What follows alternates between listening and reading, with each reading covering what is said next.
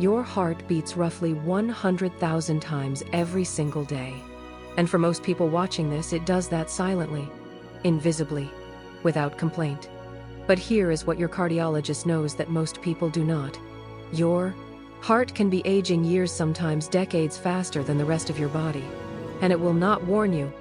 Not with pain, not with fatigue, not with anything obvious, not until it is too late to make an easy correction. Today, I am going to show you 5 signs that your heart is aging faster than it should. These are not chest-clutching, Hollywood heart attack symptoms. These are quiet, easy-to-miss shifts happening right now in your daily life. And if you are between 40 and 60 years old, this video may be the most important 14 minutes you spend on your health this year.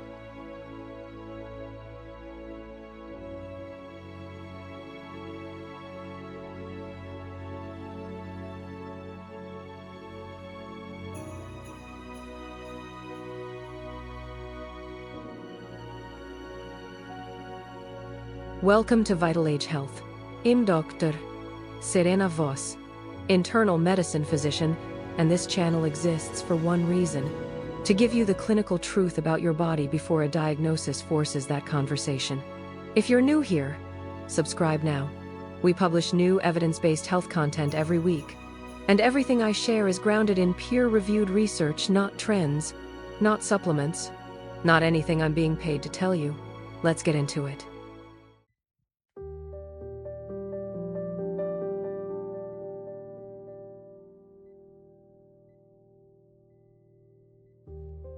The first sign is one almost nobody tracks, and it should be on your radar every single morning: your resting heart rate.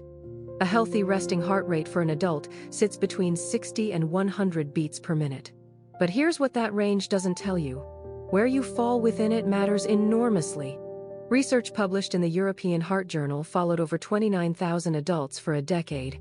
What they found was striking: people whose resting heart rate climbed from the low range to above 80 beats per minute over that period had a significantly higher risk of heart disease, even when every other health marker looked normal.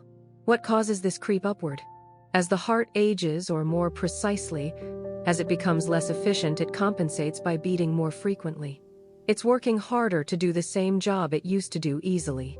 Think of it like an engine running at higher RPMs just to maintain highway speed. That's wear. That's accelerated aging. What you should do right now: take your resting heart rate. First thing tomorrow morning, before you stand up, use 2 fingers on the inside of your wrist. Count beats for 60 seconds. If it's consistently above 80, not because you're stressed or sleep deprived, that's a conversation to have with your physician. A resting heart rate below 70 is where you want to be.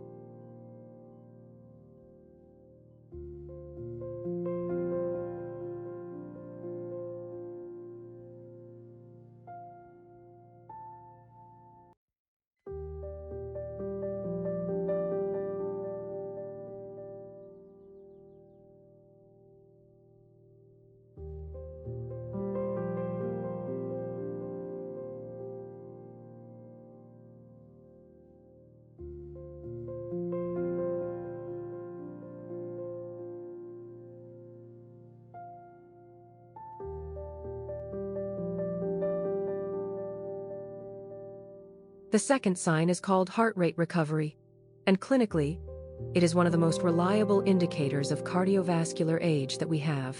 Here's the simple version.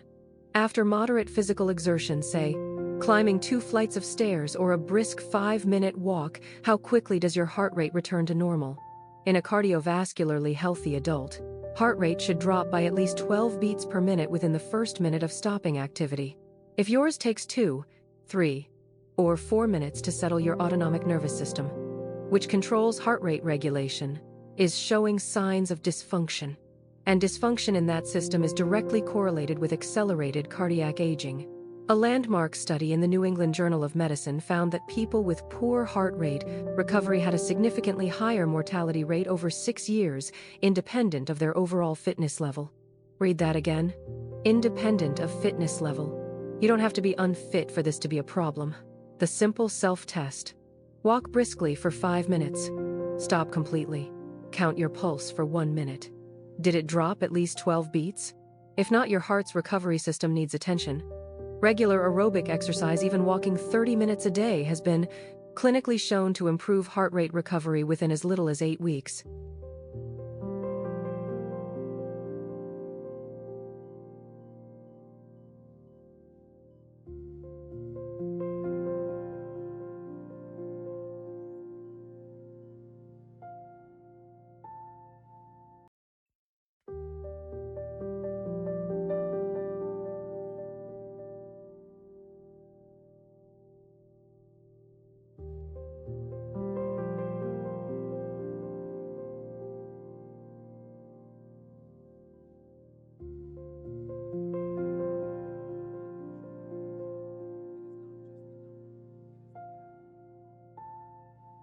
Sign number 3 is the one I see most frequently in patients who had no idea anything was changing, and it involves blood pressure. But not in the way you might expect. Most people know that high blood pressure is dangerous. What they don't know is that the pattern of your blood pressure, how it varies throughout the day, is equally telling. There are 2 specific patterns that concern me clinically. The first is what we call morning blood pressure surge. In a healthy cardiovascular system, blood pressure dips during sleep and rises gradually in the morning.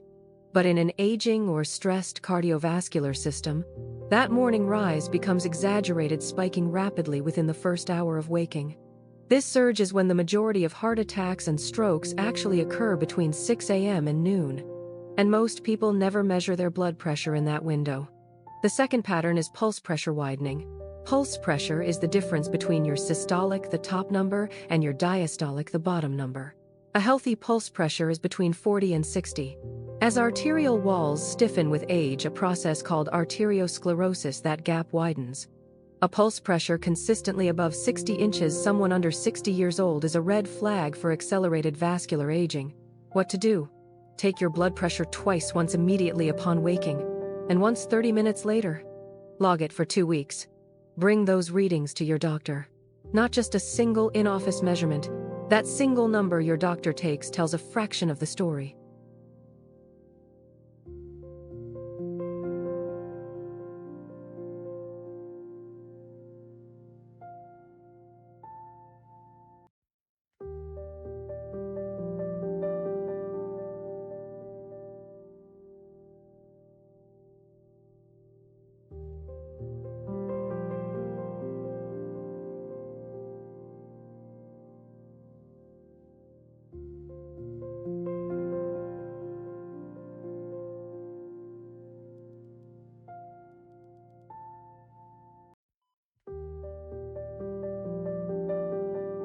Sign 4 is the one most people wave away as a lifestyle issue.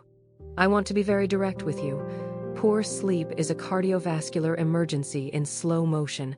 I'm not talking about the occasional restless night. I'm talking about a consistent pattern: difficulty falling asleep, waking between 2 and 4 a.m., feeling unrestored in the morning, or snoring that your partner has started sleeping in another room to avoid. Here's the clinical reality. During deep sleep, your heart rate and blood pressure drop significantly, a process called nocturnal dipping. This nightly dip is when your cardiovascular system repairs itself. Inflammation is reduced. Arterial walls are restored. Stress hormones are cleared. When sleep is fragmented or insufficient, that repair window closes. Night after night, week after week, the deficit compounds. A 2019 study in the Journal of the American College of Cardiology found that sleeping less than 6 hours per night was associated with a 20% higher likelihood of a first heart attack, even after controlling for all other risk factors. And obstructive sleep apnea, where breathing repeatedly stops during sleep, is one of the most underdiagnosed drivers of accelerated cardiac aging. It raises blood pressure, stresses the heart muscle, and is present in a significant percentage of adults over 45 who have never been tested for it. If you snore loudly, wake up tired, regardless of hours slept, or have a neck circumference above 17 inches for men or 15 inches for women, ask your doctor for a sleep study. It may be the most important test you ever take.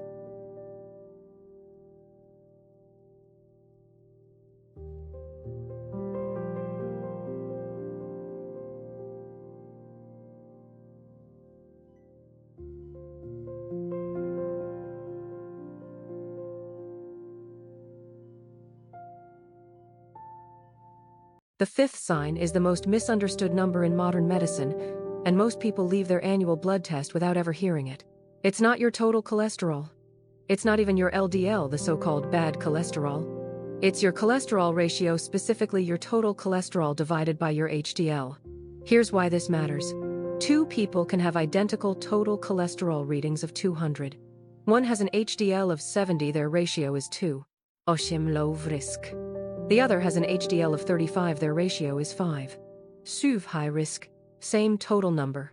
Completely different cardiovascular story. The American Heart Association considers a ratio above 5 to be a significant risk factor. A ratio below 3.5 is considered cardioprotective.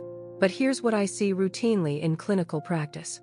Patients told their cholesterol is fine because the total number looks acceptable when their ratio is silently telling a very different story. At your next blood test, ask specifically, what is my total cholesterol to HDL ratio?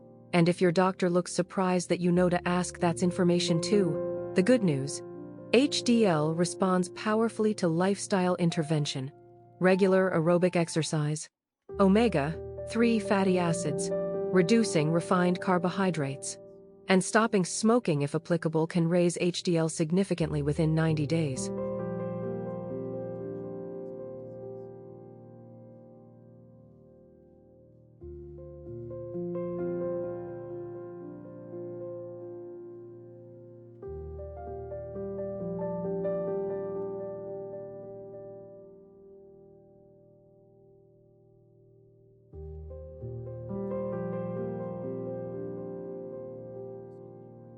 Let me give you your clinical action plan, 5 things you can begin this week. 1 for each sign we covered. 1. Measure your resting heart rate every morning for 2 weeks. Low it. Target, consistently below 75. 2. Do the heart rate recovery test after any light exertion. Target at least 12 beats drop in the first minute. 3. Take morning blood pressure readings on waking and 30 minutes later. Log both numbers for 2 weeks. Calculate your pulse pressure. Target. Pulse pressure under 60. Morning readings below 130 over 85. 4. Evaluate your sleep honestly. If you snore, wake unrestored, or sleep under 6 hours regularly, request a sleep study. Target. 7 to 9 hours. With uninterrupted deep sleep cycles. 5. At your next blood panel, request your cholesterol ratio, not just the totals. Target. Total cholesterol to HDL ratio below 3.5. None of these require a prescription. None require expensive testing that isn't already covered by a standard annual checkup. They require attention and the willingness to ask the right questions.